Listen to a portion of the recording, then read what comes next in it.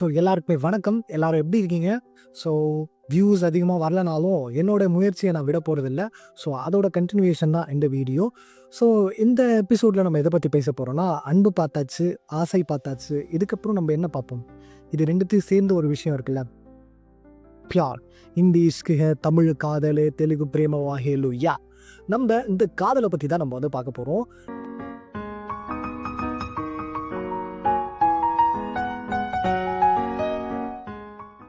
இந்த ஜென்ரேஷனில் பீப்புள்ஸ்லாம் வந்து பார்த்தீங்கன்னா, காதலை ஒரு ரொம்ப சாதாரண விஷயமா வந்து பார்க்குறாங்க.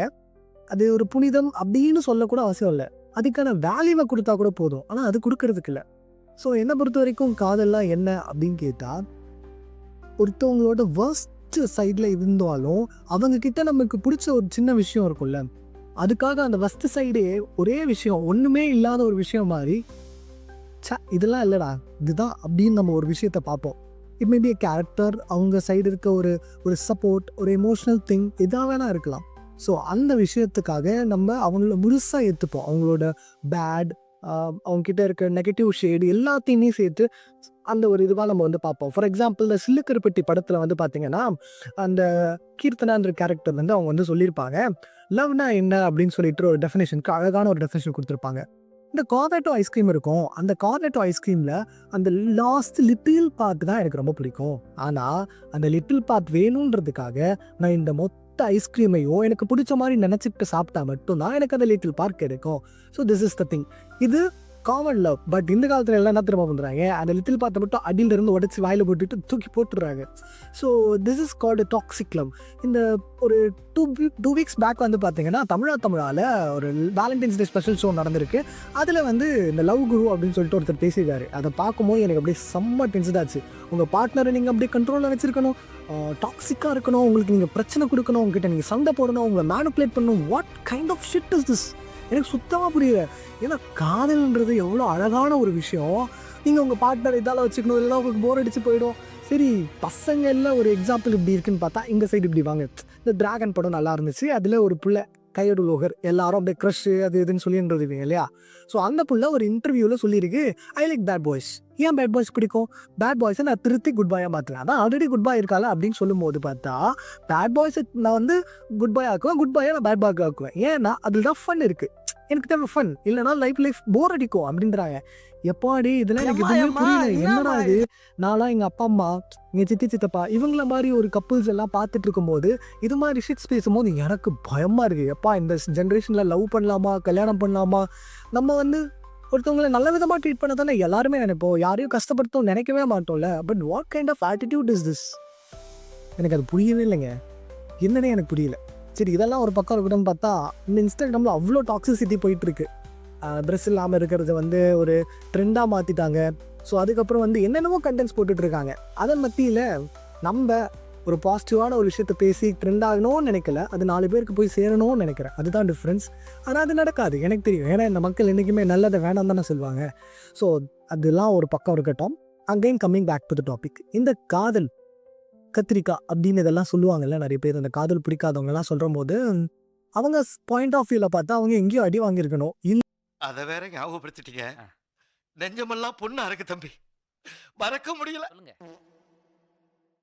இல்லை, யாரும் அடி வாங்குறவங்கள நல்லா தெரிஞ்சு வச்சிருக்கணும். ஸோ இது 2 தான் அவங்கள பொறுத்த வரைக்கும் காதலை வெறுக்க வச்சிருக்கிறதுக்கான காரணமாக இருக்கும்.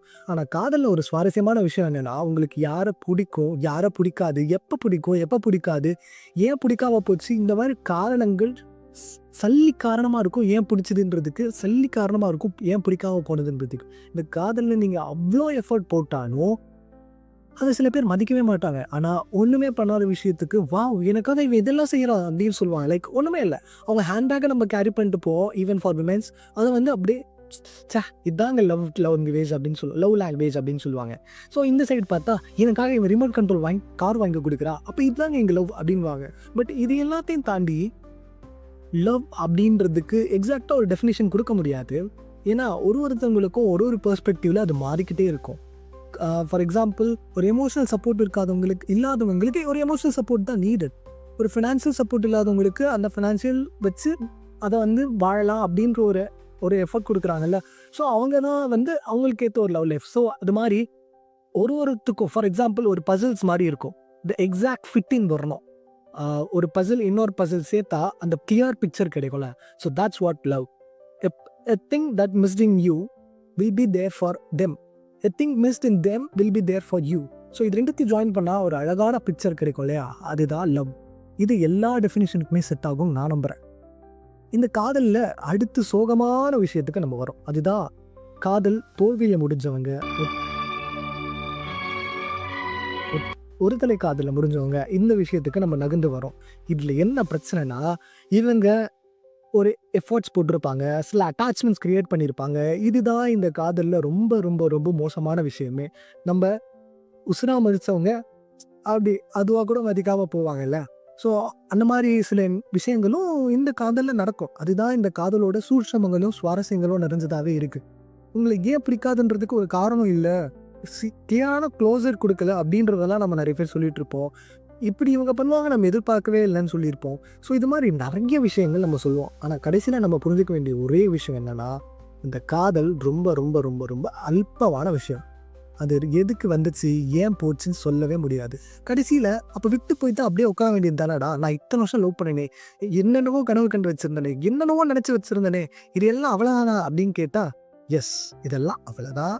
You have to accept it. அவங்க திரும்பி வருவாங்கன்னு நம்பிக்கிட்டு இருக்கிறதோ, இன்னொரு வாட்டி போய் முயற்சி பண்ணி பார்ப்போம் அப்படின்னு நம்ம நினைக்கிறது எல்லாமே ஒரு முட்டாள்தனம் தான் நான் சொல்வேன். ஏன்னா அவங்க உங்களுக்கு வேணும்னா கண்டிப்பாக அவங்க உங்கள்கிட்ட வருவாங்க. அவங்க உங்களுக்கு தேவைன்னு நினைக்கிறாங்கன்னா அவங்க உங்க கூடவே இருப்பாங்க.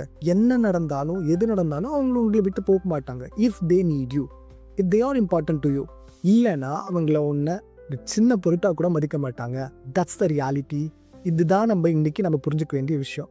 ஸோ இதில் நான் இன்னும் ஒரு சின்ன பாயிண்ட் ஆட் ஆன் பண்ணணும்.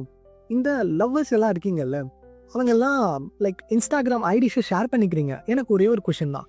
சரி, இந்த இன்ஸ்டாகிராம் ஐடியா அவங்கக்கிட்ட கொடுக்குறாங்க, அவங்க நீங்கள் நோட் பண்ணுறீங்க, எல்லாத்தையும் தெரிஞ்சுக்கிறீங்க. அப்போ அவங்களுக்கு ப்ரைவேட் ஸ்பேஸ் எங்கே இருக்குது? தப்பு பண்ணுறதுக்கு நீங்கள் ஃப்ரீடம் கொடுக்கலனா அது ஃப்ரீடமே இல்லைல்ல. வாட் இஃப் அவங்க இன்னொரு ப்ரைவேட் ஐடி க்ரியேட் பண்ணி அதில் அவங்களுக்கு இன்னொருத்தவங்க கூட சேட் பண்ணிட்டு இருந்தாங்கன்னா அப்போ என்னடா பண்ணுவேன்? ஒன்றுமே பண்ண முடியாதுல்ல. ஸோ உன்னை விட்டு போகணும்னு நினைக்கிறவங்களோ இல்லை உங்களை பிடிக்கலன்னு நினைக்கிறவங்களோ என்ன பண்ணாலும் they have another way to do that.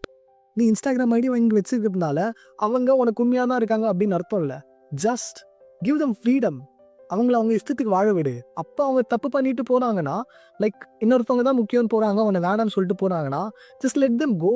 என்ன காரணம்னா, நீ அதுக்கப்புறம் என்ன தான் அவங்களை பிடிச்சி வச்சிருக்கணும்னு நினச்சாலும் அவங்க கூட இருக்கவே மாட்டாங்க. ஸோ அதனால் நீ புரிஞ்சிக்க வேண்டிய விஷயம், ஃப்ரீடம் கொடு. அவங்க இருக்கிறவங்க இருப்பாங்க, இல்லாதவங்க போகட்டும்.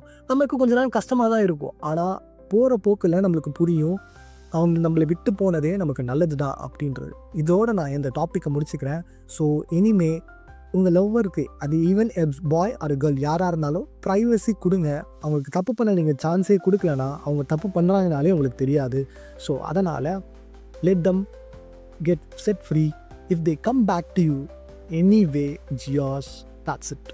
ஸோ இத்துடன் இந்த வீடியோ உங்ககிட்ட நான் முடிச்சுக்கிறேன்.